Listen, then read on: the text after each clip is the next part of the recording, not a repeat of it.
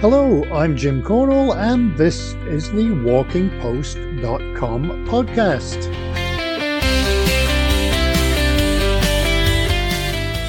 WalkingPost.com is the news website dedicated to walking, with all the latest on books, festivals, gear, fitness, trails, events, health and more. This podcast is number 48, and it is going live on April the 10th. It's been a wet week. Maybe it's a good thing because of the cost of taking the car on the road at the moment. It feels like you have to fill your tank quickly because the price could go up while you're fueling.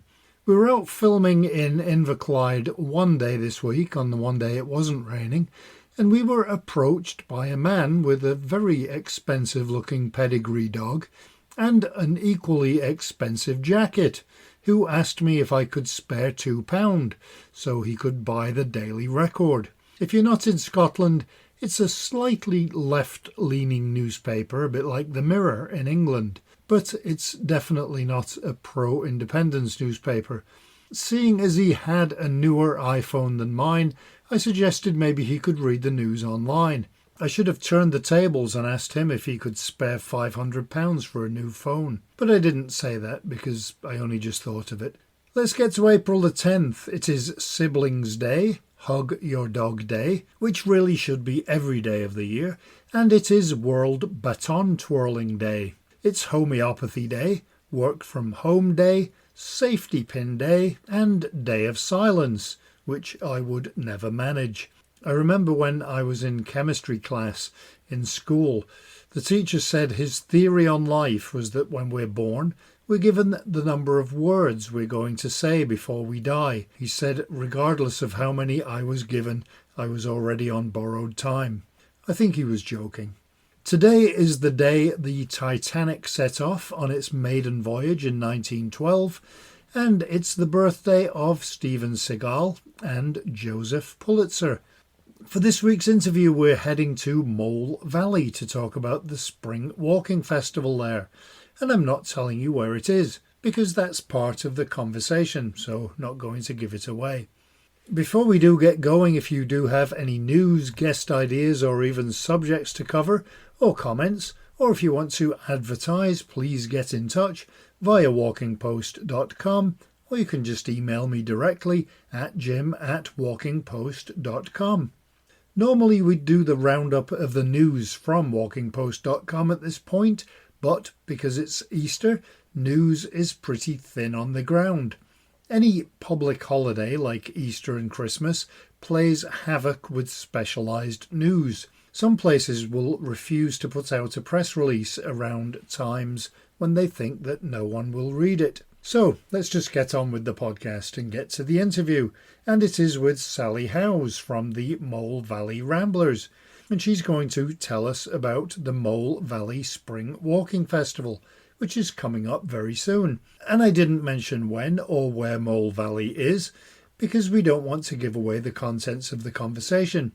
So, hi Sally, thanks for being on the podcast with us. I wonder if first you could give us a bit of background on the Ramblers. Most of you recognise the Ramblers name, but here's a bit of trivia.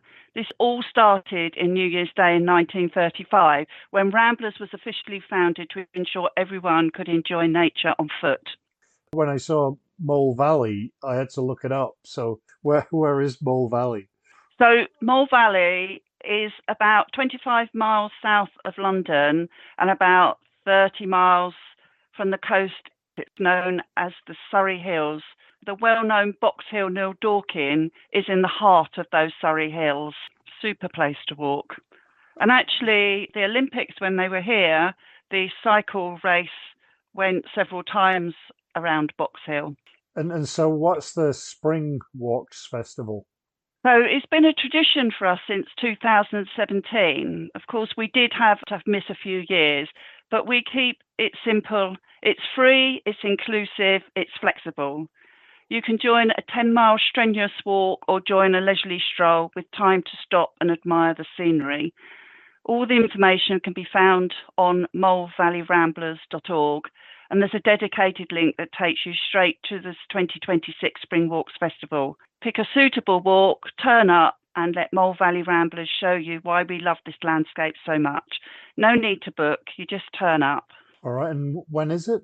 The dates are the 29th of April until the 6th of May. And why is there a Spring Walks Festival there? So people often ask why we put so much energy into the Spring Walks Festival, and it's our way of saying thank you to all our members who support us all year. But it's also an opportunity to open our doors for all to join in. If you've ever wondered if you'd like to ramble, this festival is your answer. We want to showcase the best Mole Valley and prove that walking is for everyone. On our first day, the 29th of April, we're doing something special. All our walks start from the exact same location. There's such a buzz when you see dozens of walkers all heading off on different paths, but starting that journey together. And we don't finish the week with a tired wave goodbye. We wrap the entire 8-day festival at a local hall. We all bring our own picnic, swap stories from the walks, and of course, there's plenty of tea and cake. You mentioned about the beginnings of the festival. How has it changed over the years? It follows a similar format every year, but the length and the other parts of it do change. It's been incredible to watch this festival grow.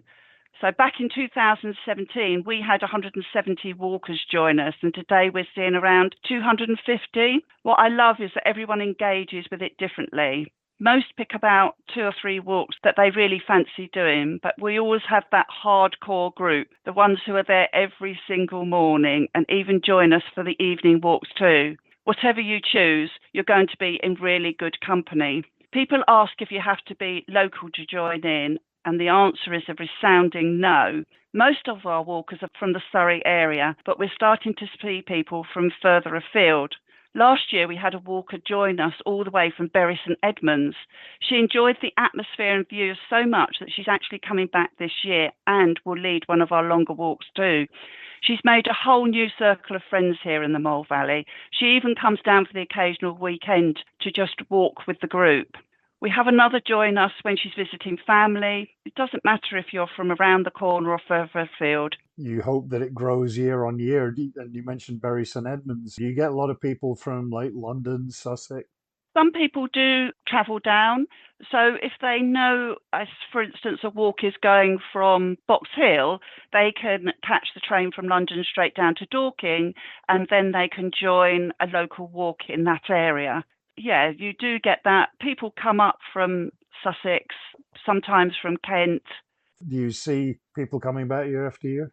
Yes, we definitely see our regulars, those familiar faces we look forward to seeing every spring. But what's really exciting is the mix. We get visitors from other Ramblers group across the country who want to experience the Surrey Hills, and we get plenty of guests who've never walked with a group before. Because it's completely free and you can join as many or as few walks as you like, there's no pressure. It's just a great opportunity to spend a few days or even a whole 8 days immersed in nature with a really welcoming crowd. So, what's in store for the 2026 festival? Because there's a lot of walks listed on the website from easy to difficult and short and long. Yes, our volunteer walk leaders have pulled out all the stops for this year event, offering 45 walks over the 8-day festival period. There should be something to appeal to everyone, from the most accomplished walker to the complete beginner. Just look at the grade of the walk on our website. We've marked them clearly so you can quickly find your perfect walk. So yes, that's where we have the leisurely, the moderate, and the longer distance walking. Does it also mention things like whether dogs are allowed or children, that kind of thing? So it's best to check on our website on dogs. We do have regular dogs that walk with us, so they are welcome, but it's better to perhaps contact the walk leader for the walk of your choice, because we do have quite a few walks with livestock and there can be styles. And obviously you need to be mindful of the group, that the dogs aren't a trip hazard and that they're not a nuisance to the walkers that are on the group. So just have a look at the website. They are welcome, and perhaps just check with the walk leader for the walk of your choice. Could you tell me a little bit about some of the walks? So Our list of walks that we have for our Spring Walks Festival, we have a long distance walk each day, most being around 10 miles, but with some up to 18 miles. We have two medium walks daily, ranging from 5.5 to 8 miles, with most starting in the morning. And we have 12 leisurely daytime walks between 3 and 5 miles, and half of these are in the afternoon because some people do prefer an afternoon walk and have the morning to themselves.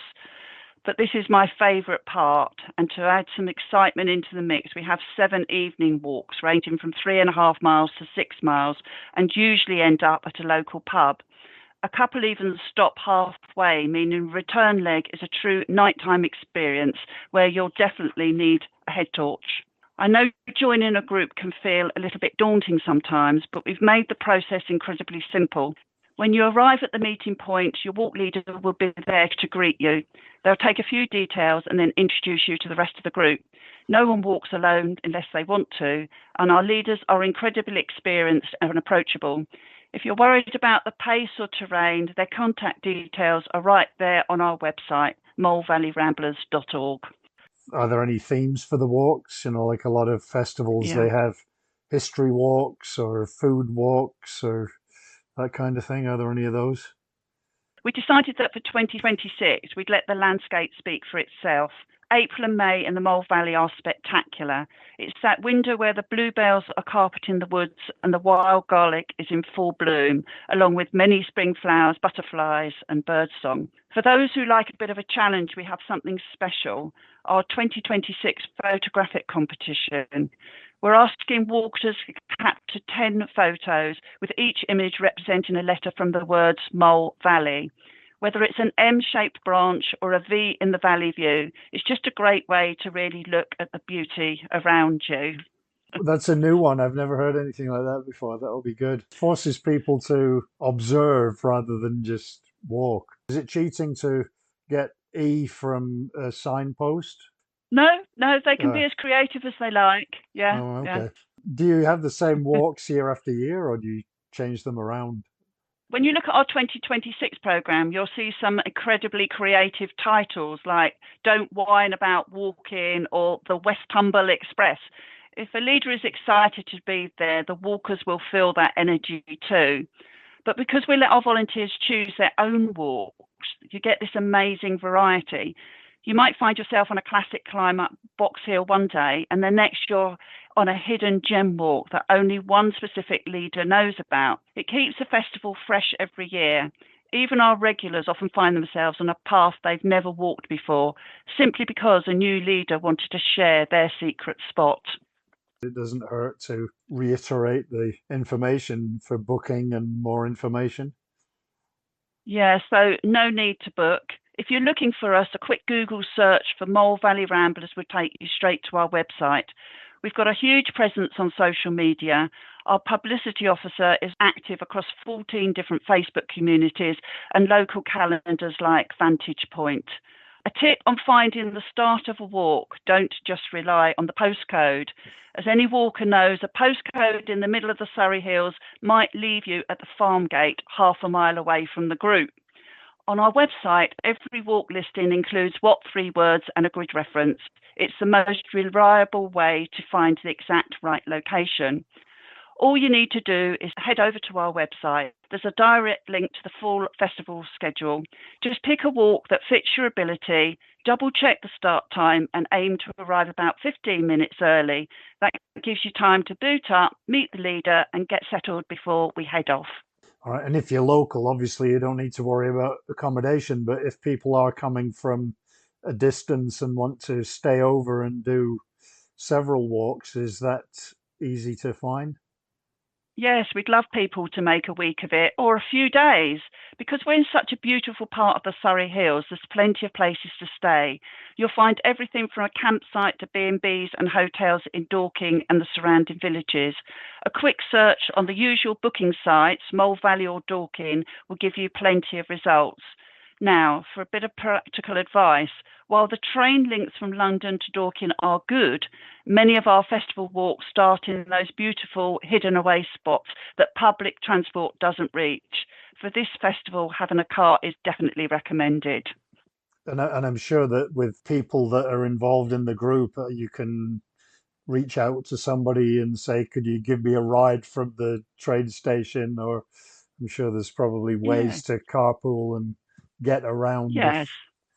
if, uh, Yes. I think if somebody is passing Dorking Station and walking the same walk, then yes, people car share sometimes. the other question that comes out of the name, because it's called the Spring Festival, does that mean you have an Autumn Festival as well? We currently only offer this festival during the spring, but who knows, in the future, an autumn one may arise. It's a nice area in the autumn, as you get that kind of cool evenings and the leaves on the trees change colors and it's also, Yes. yeah, nice. The Surrey Hills is definitely good for autumn colour. So, yes, most of us love walking through October and November because it's still dry and you just get the lovely flush of autumn colour too. Personally, what are some of your favorite walks in the area without mentioning, well, I guess you got to mention Box Hill. Well, actually, Leith Hill for me, Leith Hill is in the Surrey Hills, but if you walk up Leith Hill and walk up the tower, now unfortunately this isn't open when our festival is taking place, but if you walk to the top of the Leith Hill Tower, you're at the highest point in the southeast. It's got amazing views. If you look to the north, you can see London. And if you look to the south, there is a gap in the hills down to the Shoreham Gap, and you can, on a good day, you can see the sea glistening. So yeah, amazing views from there. And for May, there are lots of rhododendron woods around, so the rhododendrons should be in full bloom for our Spring Walks Festival, along with the bluebells, the wild garlic, all the spring flowers. So a lovely time. So yeah, Leith Hill is one of my favourite places to walk. Each of our walks will have a break. The shorter walks will have a midweek coffee break, but if you join us for longer 10-mile walks, you'll need to bring a proper packed lunch. We always find a scenic spot, maybe a quiet woodland clearing or a high ridge to enjoy a well-earned rest. But it's important for people to know if they're going to join a walk, it is about enjoying the countryside, the scenery, and just taking time out on the walk to enjoy it. Bring some water, bring a snack with you. You know, on a full day walk, you'll need to bring a proper packed lunch. But it isn't just out to walk 5 miles and finish. It's about enjoying the company, enjoying the scenery, the views, and just taking a break as well. And I hate to mention weather, but do you go whether the weather's good or bad? So our general rule of thumb is we go ahead come rain or shine. However, safety is our absolute priority. So if we get adverse weather conditions and weather warnings or dangerous wind, we'd make a decision. So we have two webmasters who would be prompt to updating our website if a route needed to change or be cancelled. So again, any changes to any of the programme will be updated quite quickly on our website. So if you're fancying a walk, just check our website to make sure nothing has changed for some reason or another. And how about accessibility? For accessibility, I would say a lot of the Surrey Hills just has country paths which are not necessarily suitable for accessible walking. What I would say is some of the leisurely walks, just have a look at the programme, and if you think it may be accessible, contact the walk leader. They've recce'd the walks, they know it in detail. So if you're thinking of joining, most probably the leisurely would be most suitable. Just please contact the walk leader and just see if the paths are suitable for your needs, really. Right. Do some of them get muddy? If it's rained lots, yes, quite muddy. So definitely wear suitable footwear. Walking boots would be ideal. Always take a raincoat and just be prepared for weather changes. And sometimes, because it is the Surrey Hills, walking poles are an advantage to take as well. We don't want slips and trips, so walking poles can quite often help if people start getting tired or there's a difficult terrain to pass. I personally will always walk with walking poles for those reasons. Some of the hills can be quite steep, and we've got chalk paths sometimes which can be slippery. If you need to carry anything like water or snack or anything, either have it in your pocket or take a backpack. Don't try and carry a carrier bag or a bag that is restricting your hands, because sometimes you need to grab hold of a branch or something if you're in an area that you're finding trickier. So hands-free with walking poles or just hands-free is definitely recommended. Do you get children out on your walks or during the festival? On occasions, we get usually older children join some of our, I would say, leisurely walks and occasional shorter, moderate walks. And again, if children are interested in joining some of our walks, it's best to look at the detail. It has the ascent, descent. It has quite a detail of each walk. I would say if you're interested and you want to bring along some children, contact the walks leader and they will give you advice whether they think it is suitable. Just read the website. It has a lot of detail on there for them.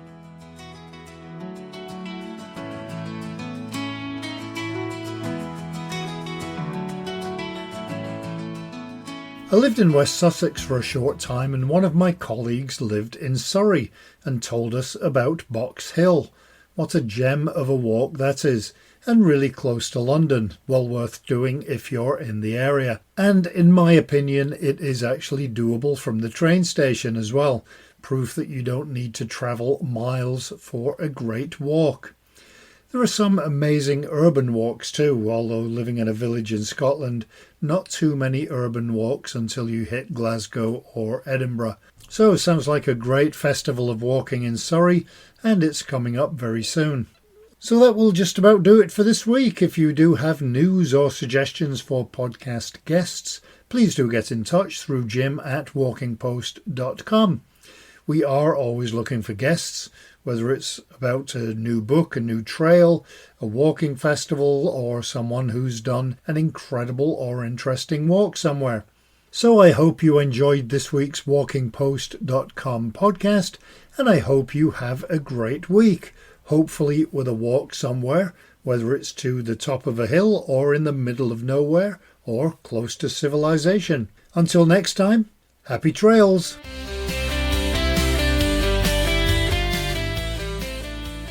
Walking Post from walkingpost.com is an Air Coastal Media Limited production.